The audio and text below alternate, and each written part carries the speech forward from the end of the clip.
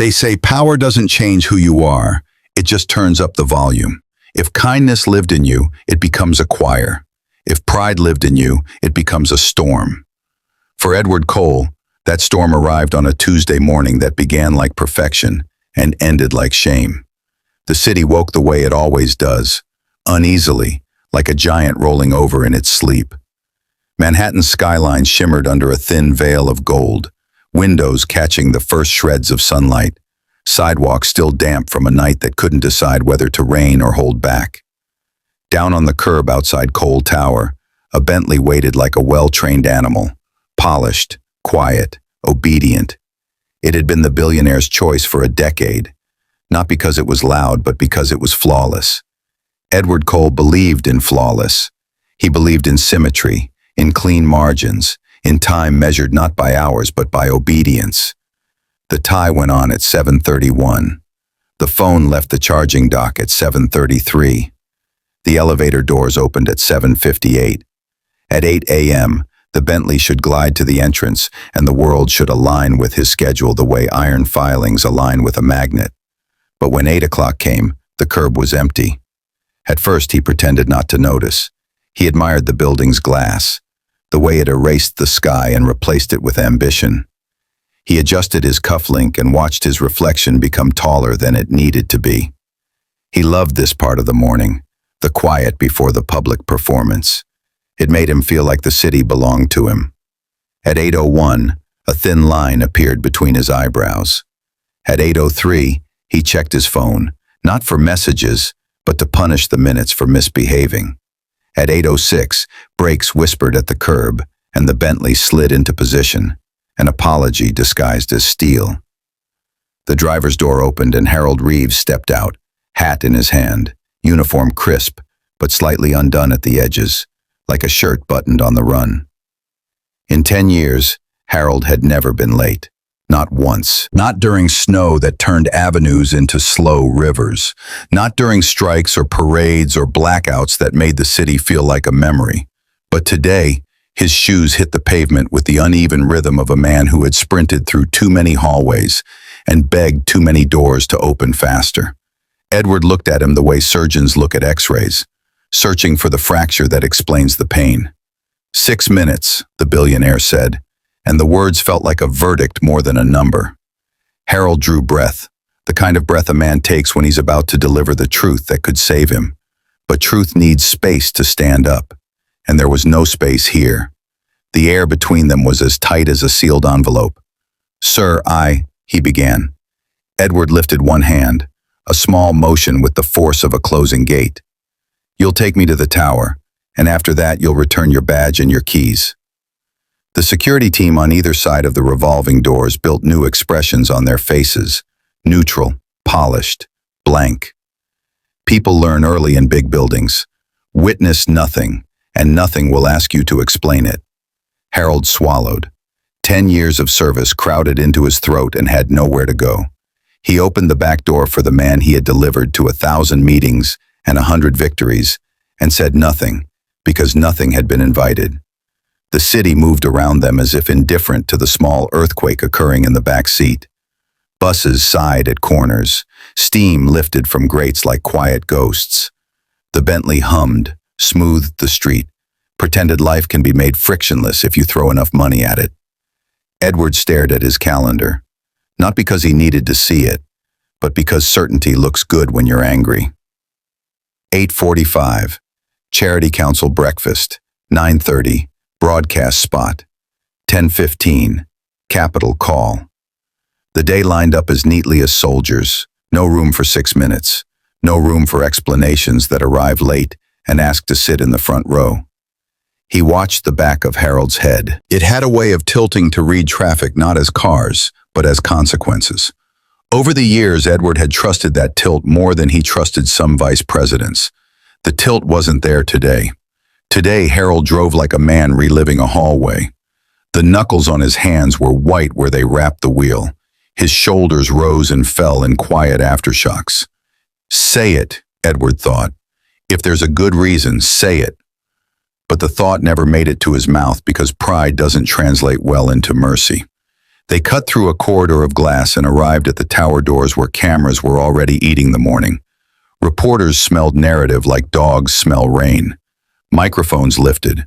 A dozen, "Mr. Cole, just one question, Mr. Cole," collided and fell to the ground. Edward stepped out, let the flash become thunder, buttoned his jacket, and turned back as if remembering an errand he had almost forgotten. "You're done," he said.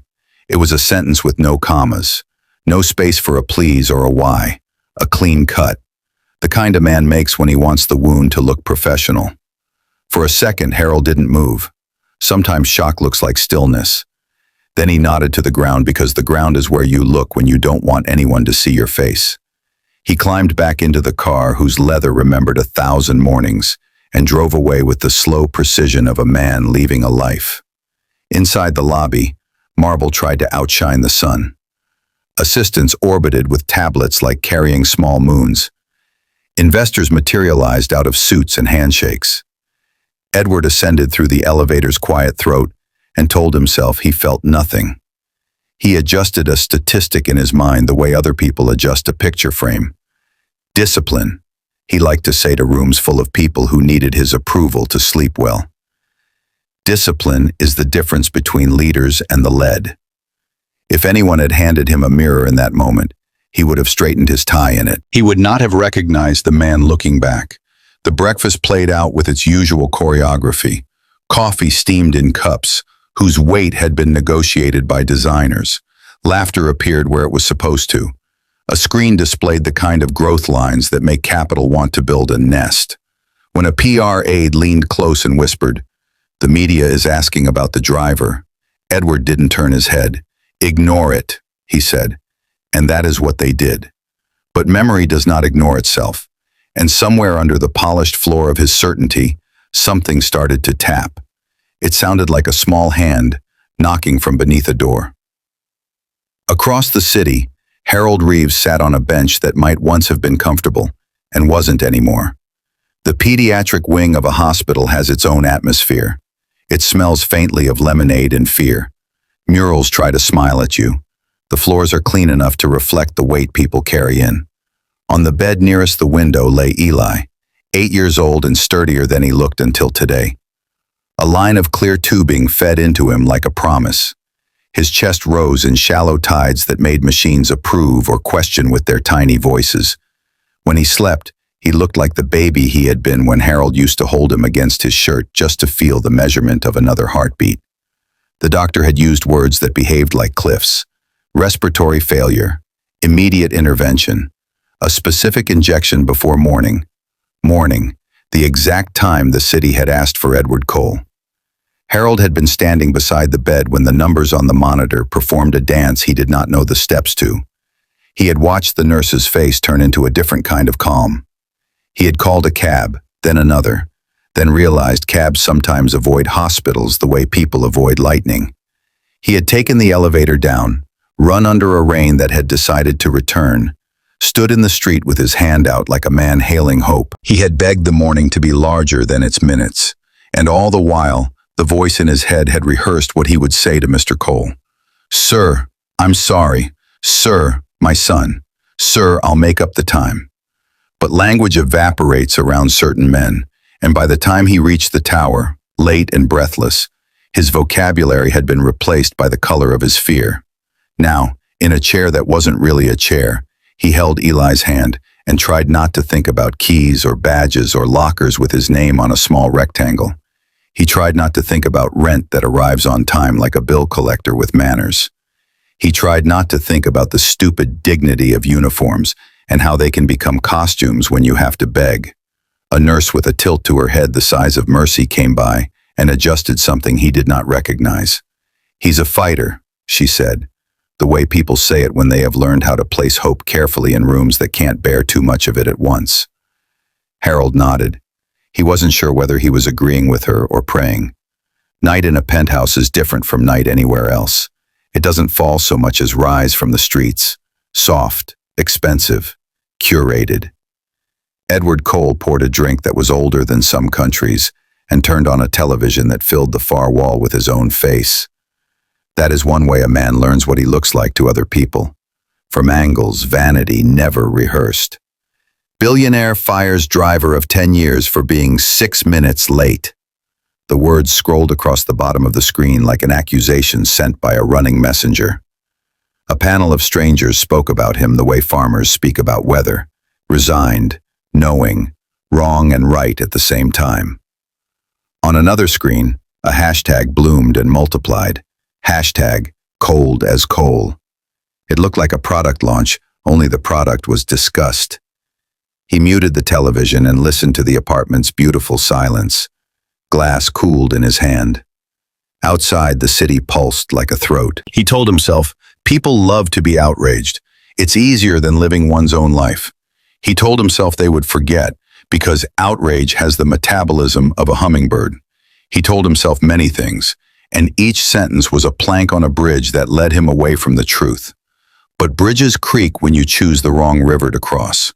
Without asking permission, his mind retrieved a detail he had not wanted.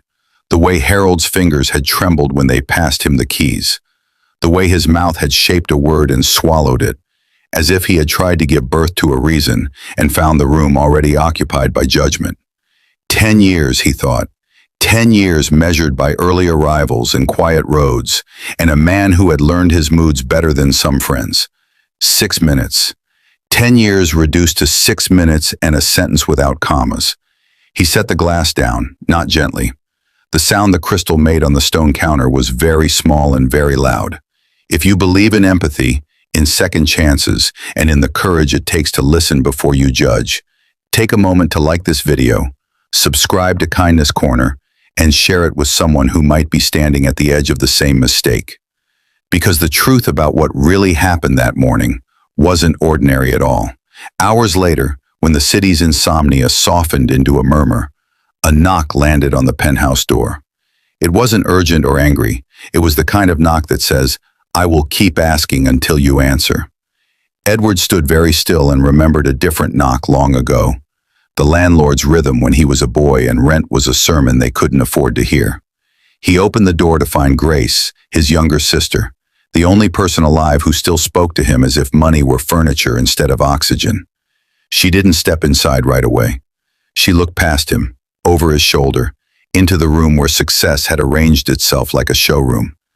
You're busy being right again, she said softly. I thought you might want to try being good. He didn't have space for sermons, not tonight. It's late, he said, which was true, which was not the point. Grace held out her phone. On the screen was a message with a hospital name and a room number. She didn't explain how she knew. Sisters collect networks the way oceans collect rivers. Before you decide who you are in this story, she said, go hear why. When the elevator took her away, the apartment felt larger and emptier. Edward stood in the doorway and held the choice the way a man holds a live wire. He could drop it and pretend nothing had happened. He could grip it and learn what electricity does to pride. The television across the room had resumed its whispering. The city below had learned a new rumor and was rehearsing how to tell it in 100 different ways. The glass on the counter shone like an eye. Somewhere across town, a machine asked a question in a language of soft beeps, and a small boy answered by breathing. Edward put on his coat. He did not know it yet, but the next door he opened would not lead into a hallway. It would lead into himself. They say the world doesn't punish arrogance immediately. It waits, watches, and then teaches in public what humility refused to learn in private. That lesson was coming for Edward Cole. By sunrise the next morning, the video had left the gossip blogs and entered the bloodstream of the internet. A store clerk had leaked the security footage. The billionaire's sharp suit, the driver's downcast face, the single line, "You're done." It spread faster than truth ever could. Hashtags evolved into headlines, and headlines turned into late-night jokes. Guess 6 minutes can cost you 10 years, one comedian quipped. Even his company's investors began forwarding clips with nervous question marks. Inside Cole Industries, employees spoke softly. They didn't fear being fired. They feared being noticed. Public relations scheduled crisis calls that felt more like funerals. Edward sat through them, still composed, pretending outrage had the lifespan of a fruit fly. But the silence that followed every meeting wasn't silence at all. It was judgment holding its breath. Across the river, Harold Reeves moved through the hospital corridors like a ghost that forgot how to vanish. The same uniform he had worn yesterday now felt like a disguise. His badge, expired and heavy, sat in his pocket. He hadn't told his wife because words are expensive when you can't pay rent. Eli's room hummed with machines. Each beep was a question that demanded money for an answer. The doctors talked about an injection again, one that could stabilize his lungs. But insurance didn't speak that dialect. A social worker offered forms the size of despair. Harold nodded, signed, tried to sound hopeful, and promised he'd find a way. Fathers are architects of impossible promises. That evening, he stood outside under the hospital awning, rain thinning into mist. A delivery driver hurried past, splashing through puddles. Somewhere inside the city, his former employer was probably toasting a new contract. Harold stared at the skyline, those bright windows stacked like arrogance, and whispered to himself, "He doesn't know." He wasn't angry. He was simply tired of men who never asked why. In the penthouse, Edward scrolled through comments disguised as daggers. 10 years of loyalty means nothing to him. That driver probably had a reason. Money doesn't buy empathy. He tossed the tablet onto the sofa, but the words burned into the air. For the first time in years, his assistant entered the room without an invitation. "Sir, the board suggests you issue a statement." "A statement," he repeated. "For enforcing standards?" "Sir, people don't see discipline, they see cruelty." He dismissed her with a flick of his hand, but her eyes stayed soft, as if she pitied the walls for having to listen to him every day. That night, he looked out over the city, thousands of lights staring back. For the first time, he couldn't tell if they admired him or judged him. He poured another drink and told himself, power always feels lonely. But somewhere in the back of his mind, a small whisper, one that sounded suspiciously like his sister's voice, kept asking, "Do you want to be right, or do you want to be human?" 3 days later, the message came again from Grace. This time, it wasn't just a hospital name. It was a photograph.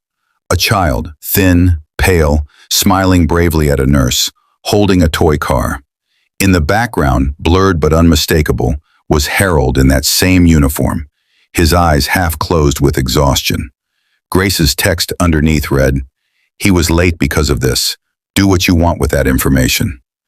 Edward stared at the picture until it stopped being pixels and became a mirror. He felt something tighten behind his ribs, something that hadn't moved in years.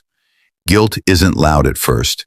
It's a whisper that asks questions money can't answer. He closed his phone, but it kept glowing in his mind. Every time he blinked, he saw the boy. Every time he looked at his reflection, he saw the driver's trembling hands. Sleep avoided him. Food tasted like dust. The world that used to obey his schedule now felt like it was waiting for him to grow up. At the next board meeting, numbers danced confidently across the screen. Profits up, expansion steady, but something inside the room had shifted. A younger executive cleared her throat. "Sir, some of our partners are reconsidering. They don't want their brand tied to this controversy." Edward's eyes narrowed. "They're overreacting." Another voice. "Respectfully, sir, people expect compassion from leaders now. It's not just PR, it's reputation capital." He wanted to shout, but pride doesn't like witnesses. He ended the meeting early, claiming fatigue. When the door closed, he didn't reach for the next file. He reached for the picture again. The boy's small hand gripping that toy car looked like it was holding the steering wheel of Edward's conscience. By week's end, tabloids found Harold's story. They called him the fired father. Reporters camped outside the hospital, microphones blooming like weeds. Edward's legal team warned him not to approach, not to comment, not to admit fault. "Compassion can look like liability," one lawyer said. But something inside Edward finally rebelled against strategy. The word liability suddenly sounded smaller than humanity. That night, he looked at his reflection in the window again. For 10 years, the city had looked back like a mirror polished by money. Now it looked like judgment. He whispered into the glass, 10 years of loyalty, 6 minutes of arrogance.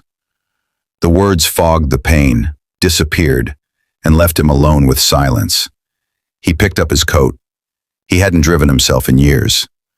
The steering wheel felt foreign, like touching a memory that no longer belonged to him. He took the long route, past the tower that still bore his name, past the billboards advertising perfection, past streets where ambition had first taught him hunger. The hospital stood against the night like an apology someone built out of bricks. He parked, took a breath that felt heavier than his own wealth, and stepped inside. The receptionist recognized him immediately. News has that kind of reach. Her eyes widened, then softened.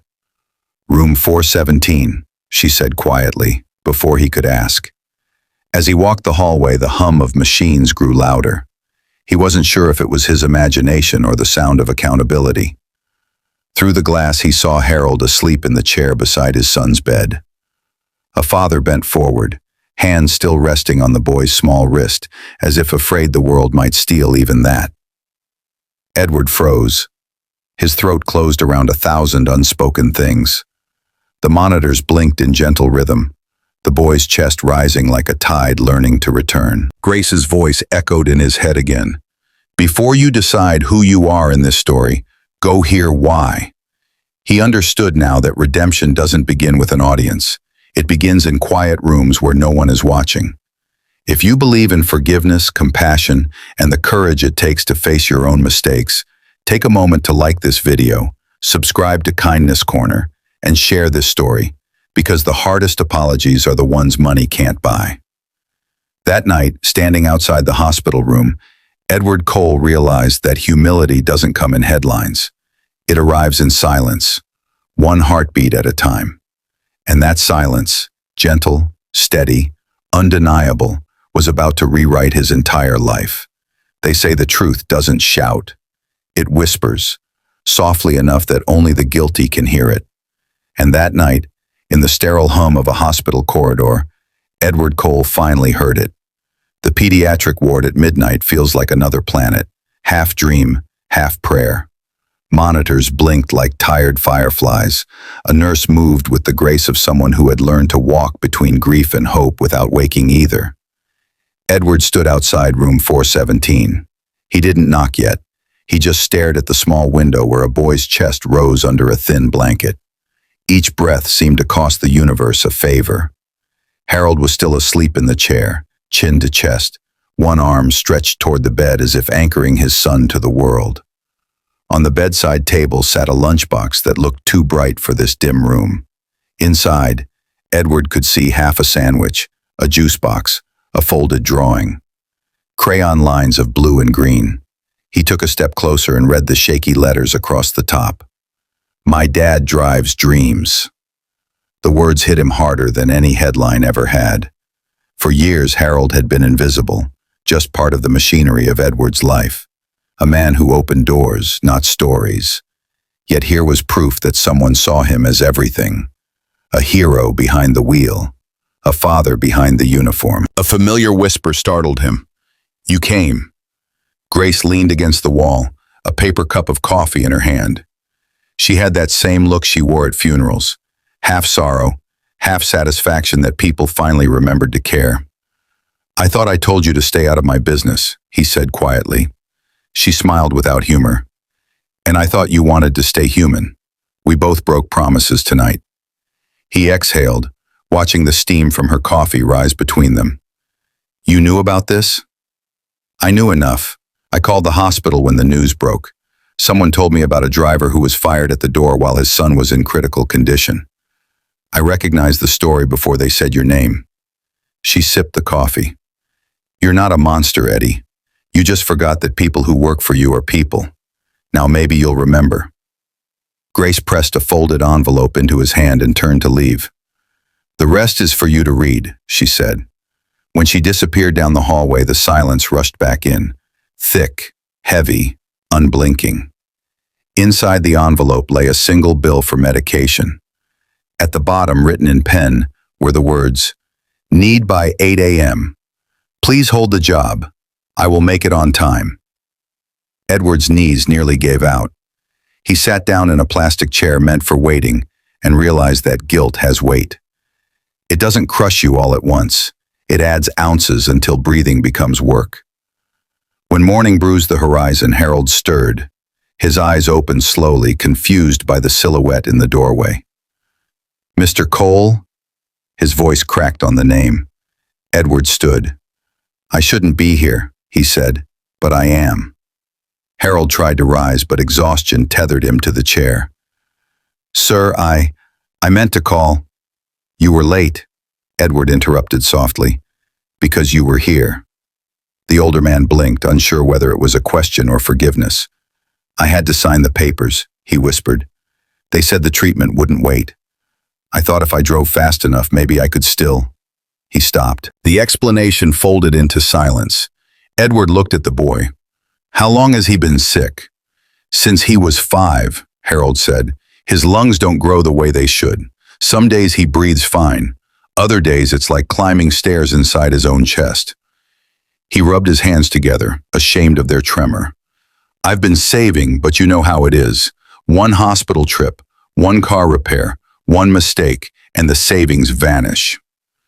For 10 years, Edward had sat in the back seat of this man's life, never once turning around, and now he was staring straight into it. "I fired you in front of cameras," Edward said quietly, "and you still didn't tell anyone." Harold shrugged. "What good would that do? People see what they want to see. You were having a bad morning. I was having a worse one. That's life, sir." The humility in his tone stung more than accusation could. They sat together later in the cafeteria, two men who used to occupy different planets.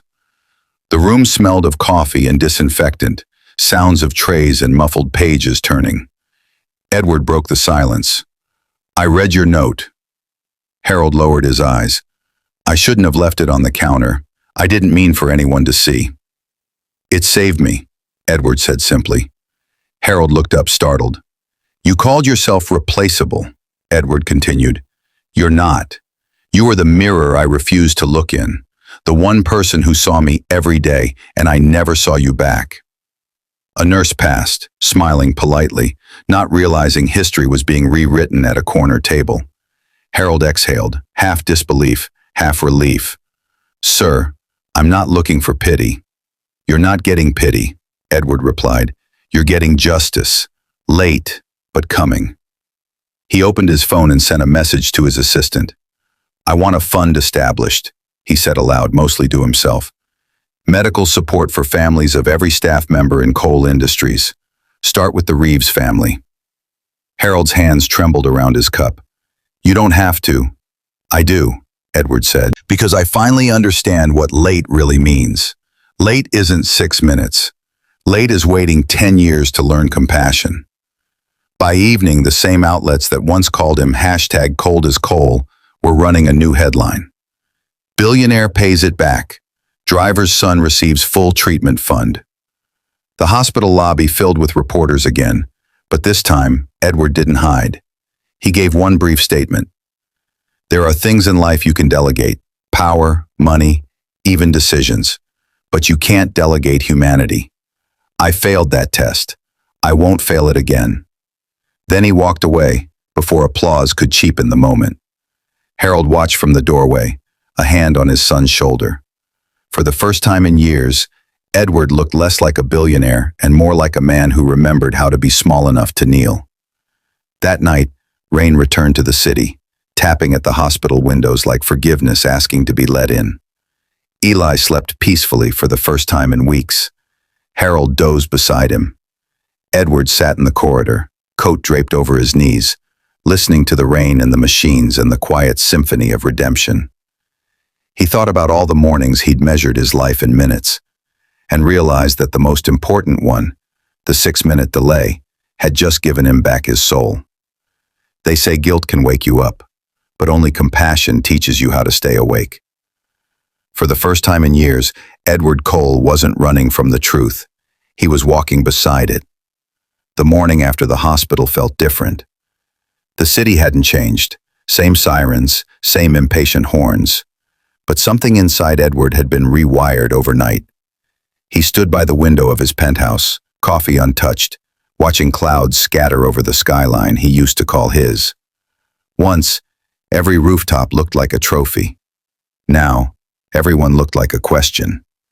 He thought of Harold's son, of those small lungs fighting for air, and realized that power means nothing if it doesn't breathe for someone else, too. His phone vibrated. Hundreds of messages. Journalists, investors, employees. But one caught his eye, from Grace. "You did the right thing. Don't stop with one apology." He smiled faintly. His sister always knew where the next wound would hide. At 9 a.m., he walked into Coal Industries unannounced. The lobby chatter froze. Assistants hesitated, unsure whether to greet him or apologize for existing. He didn't take the elevator. He climbed the stairs, all 37 floors. Each step felt like shedding a layer of arrogance. By the time he reached the top, his suit was damp with sweat, his breath uneven, a human sound his staff had never heard before. He entered the boardroom quietly. No entourage, no security, no performance. The executives looked up from their tablets like students caught cheating. Edward sat at the head of the table, placed his phone face down, and said the words no one expected. "I was wrong." A silence so thick you could measure it filled the room. "I fired a man who had served me faithfully for 10 years, he continued. "Not because he failed me, but because I failed to listen." He looked around the table. "This company carries my name, but it will no longer carry my blindness. From today, every employee who works here will have medical protection. Every driver, every janitor, every assistant." He paused, letting the weight of it land. "And if that costs us, good. Maybe that's what it means to earn money instead of just make it." No one spoke. But in that silence, something began to breathe again. Later that afternoon, Edward returned to the hospital. He found Harold by the vending machines, trying to convince the machine that a dollar folded twice could still buy coffee. When Harold turned and saw him, his hand froze midair. "Sir," he said cautiously, "you don't have to keep doing this." Edward smiled faintly. "Maybe I'm not doing it for you. Maybe I'm doing it for who I used to be before I forgot how to care." Harold lowered his eyes. "Eli's doing better. The doctor said the medicine's working." "I'm glad." The two men stood there for a moment, strangers who had once shared 1,000 quiet rides through morning traffic. Harold spoke first. "You really didn't know?" Edward shook his head. "I didn't ask. That's the same as not knowing." The driver nodded slowly, eyes glistening. "For what it's worth, I forgave you before you came." Edward's voice cracked on gratitude he didn't know how to phrase. "Then maybe you can teach me how to forgive myself." 3 days later, Edward called a press conference, not to repair reputation, but to surrender it. Cameras lined the marble lobby like soldiers awaiting confession. He walked up to the podium without notes. "I used to think punctuality was the highest virtue," he began, "but I learned that being on time means nothing if your heart is late." He told the story in full, every humiliating detail. He mentioned Harold by name. He spoke of the boy, the hospital, the 6 minutes that had cost him 10 years of decency. "I don't want sympathy," he said. "I want accountability. So, here's what we're doing." He announced the Reeves Foundation, a program funding medical care and emergency support for working families across the city. Reporters murmured, stunned. "I fired a good man for being late," he said, voice steady now. "This is my way of showing up early for someone else." Flashbulbs exploded, but for once he didn't flinch. He was no longer a headline trying to look human. He was a human willing to be a headline. Outside, a small crowd began to clap, not the forced rhythm of PR, but the uneven applause of people surprised by hope. That evening, Edward visited Harold again. Eli sat up in bed this time, coloring a new picture. 2 cars, side by side, one red, one black. He looked up shyly. "My dad says you're the man who helped fix me." Edward knelt beside the bed. "No, Eli," he said softly. "You're the one who fixed me." The boy grinned, missing a tooth, proud of the mystery he didn't fully understand. Harold watched, tears threatening but refusing permission to fall. Edward pulled an envelope from his coat. "This is for you," he said. Harold frowned. "Sir, you've already done more than enough." "It's not money," Edward replied. "It's the deed to your house. No strings, no pity, just a promise. You never owe me another minute of your life." Harold's mouth opened, but no sound came. He gripped the envelope as though it might vanish. For the first time, both men smiled the same smile. Tired, humbled, free. When Edward returned home that night, an envelope waited by his door. Grace's handwriting again. Inside, a short note. "Proud of you. But remember, redemption isn't a destination, is a direction. Keep walking." He folded the letter carefully and placed it in his wallet behind the oldest thing he owned.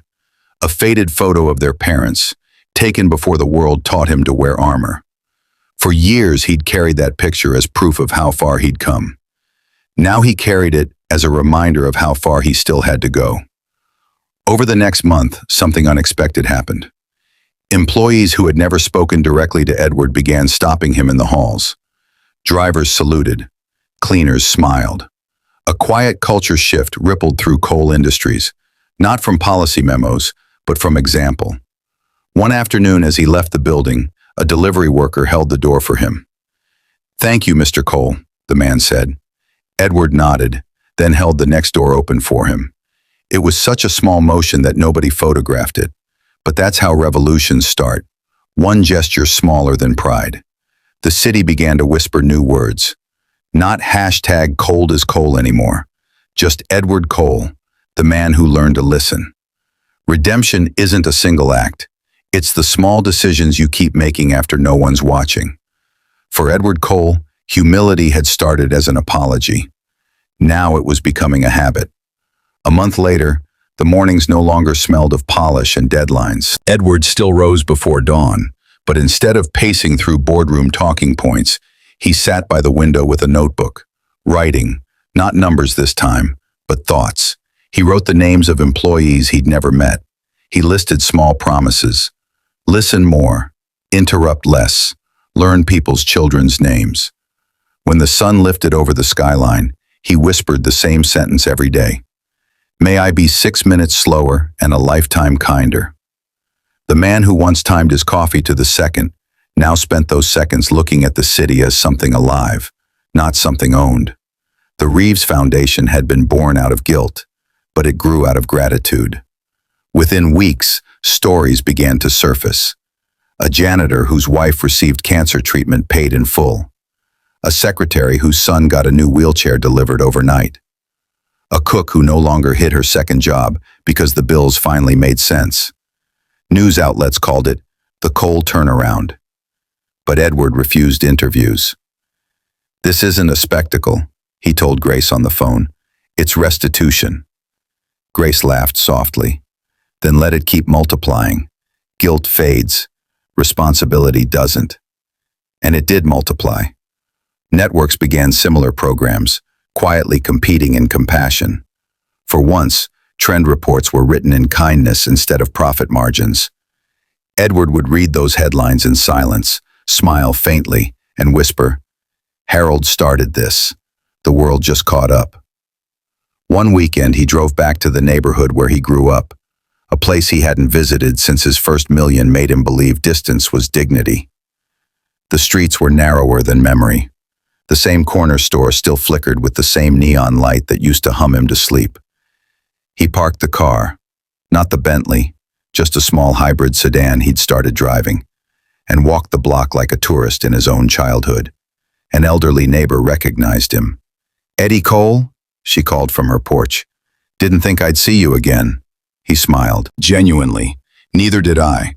She studied him for a moment. "You look different. Softer, maybe." "Maybe I finally grew into my age," he said. She chuckled. "Money'll buy you everything but peace. Looks like you found that one the hard way." He nodded. "The only way worth finding."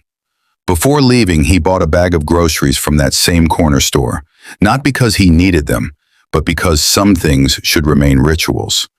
At Cole Industries, Edward began hosting what he called listening hours, No agenda, no cameras, just a chair and whoever wanted to talk.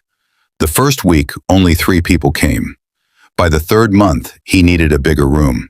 He heard stories about broken systems, long hours, family struggles. He wrote every detail down. He didn't interrupt. And for the first time, his employees saw a man who wasn't measuring their words in productivity, just humanity. After one session, a young intern lingered. "Mr. Cole," she said, "I joined this company because I thought success meant never apologizing. Now I know it means never stopping to care." He smiled. "Then you're already richer than I was at your age." It was Harold who surprised him next. One morning, Edward's secretary buzzed. "Sir, there's someone here to see you. He says you owe him a ride." When Harold stepped into the office, dressed in casual clothes instead of a uniform, Edward stood instinctively. "I didn't think I'd see you here again," Edward said.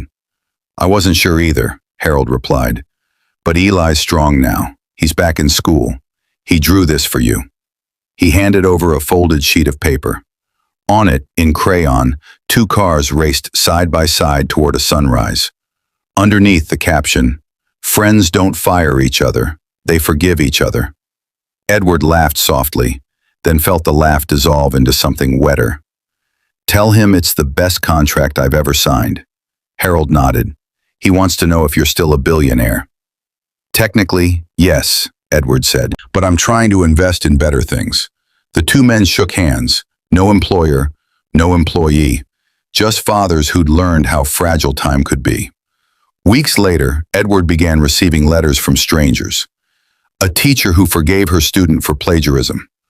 A shop owner who rehired a worker he'd once humiliated. A mother who stopped judging her daughter's mistakes. Each letter started the same way. "I saw your story," and ended the same way, "and I decided to be kinder." He kept them in a wooden box on his desk, the same box that used to hold his stock certificates. Now, it held proof that kindness compounds faster than interest. On a rare Sunday afternoon, he met Grace at the park near the river. They sat on a bench while children ran through fountains and pigeons argued over breadcrumbs. "You've done good," she said. He shook his head. "I'm just trying to stay even with what I owe." She looked at him sideways.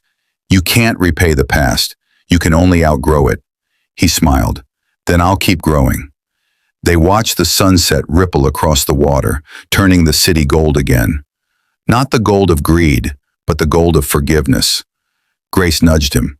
"You ever think Dad would have been proud?" Edward hesitated. "Maybe, but if he were here, he'd probably remind me that pride's still a dangerous thing." They both laughed. That night, Edward couldn't sleep.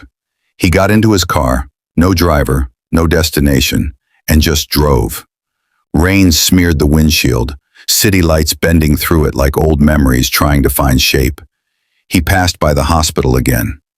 Room 417's light was off, but he imagined the boy dreaming of racetracks and open skies. He whispered into the empty car, "Thank you, Harold. Thank you, Eli, for saving a man who didn't know he needed saving." He parked on a quiet bridge, stepped out into the drizzle, and breathed in the air that no longer smelled like victory or fear. Just life. Time heals everything. But that's not true. Time doesn't heal. People do. And sometimes the person you save is yourself. 1 year had passed since that rainy morning when Edward Cole fired the man who drove him. The world hadn't stopped spinning, but Edward's world had changed orbit. Coal industries now operated differently. Meetings began with silence, 60 seconds to breathe, to remember the humans behind the numbers. Performance reviews now measured kindness as a metric. It sounded ridiculous to some, but the results spoke louder than laughter. Higher morale, lower turnover, more innovation. They called it the Cole Principle, not a business model, but a mindset. Profit with empathy, ambition with grace. And in the heart of it all stood a man who once believed wealth was protection, now realizing it was responsibility.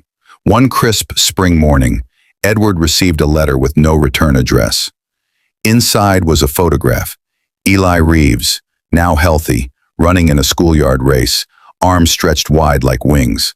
On the back, a note in crayon read, "Dear Mr. Cole, I won. Dad said you helped. So I ran for both of us. Love, Eli." Edward sat in his office, the photo trembling in his hands. He didn't weep, he smiled. The kind of smile that comes after years of rain finally give you a morning worth remembering. He framed the photo and placed it on his desk. No award, no deal, no billion-dollar milestone had ever meant more. Months later, a journalist named Naomi Shaw reached out, requesting an interview. She wasn't after a business story, she wanted a human one. "I'm doing a documentary," she explained, "about redemption, about people who changed because of one defining mistake." Edward hesitated. He didn't want to glorify his past failures, but Grace convinced him. "People need to see the whole road," she said, "not just the finish line."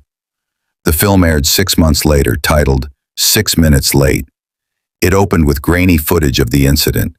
The angry billionaire, the humiliated driver, the cameras flashing. Then it shifted. The hospital, the apology, the fund, the transformation. Edward narrated softly. "I used to measure time by money. Now I measure it by meaning. I thought I fired a man that day. Turns out, I fired my arrogance."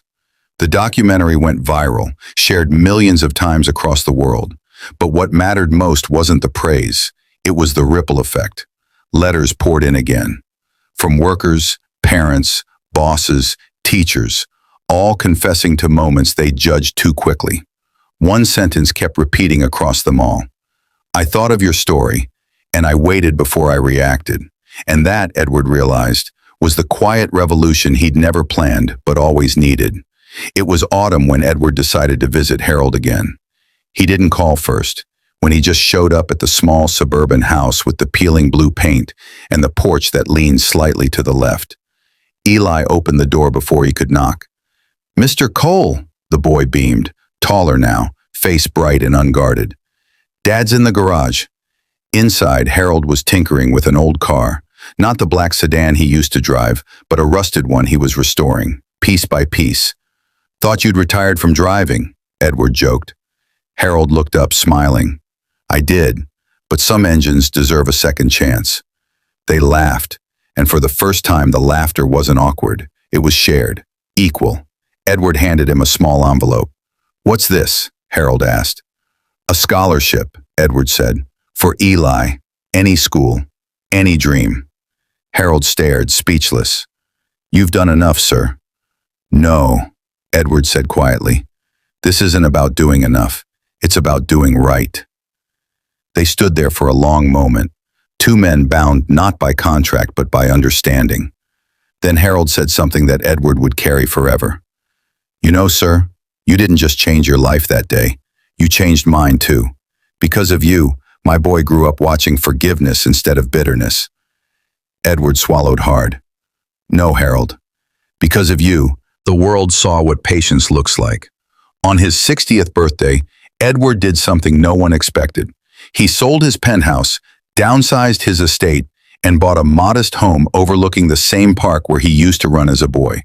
He kept one car, the black sedan that Harold once drove.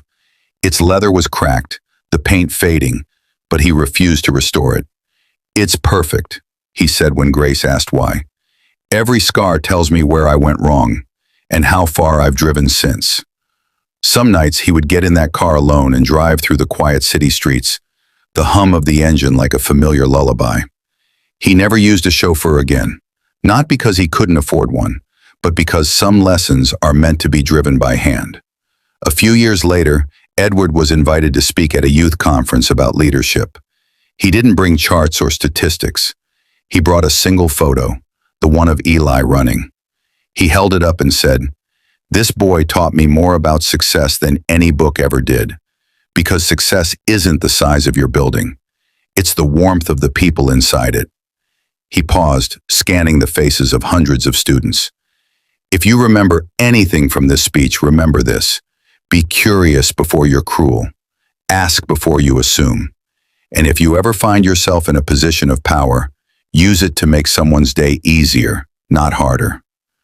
The audience rose in applause, but Edward didn't smile for the praise. He smiled for the silence that followed, the kind of silence that meant people were thinking. Not long after, Grace passed away quietly in her sleep. The loss broke something inside Edward, but it also anchored him to every promise he'd ever made. At her funeral, he read her final note, left in the same cursive handwriting she'd used since childhood. "Eddie, don't stop walking. The world's still got a lot of late hearts waiting to be found." He placed a single peony on her coffin, her favorite flower, the same kind that had once sat on Harold's hospital table. And in that moment, Edward realized something profound. Redemption isn't circular. It doesn't bring you back to where you started.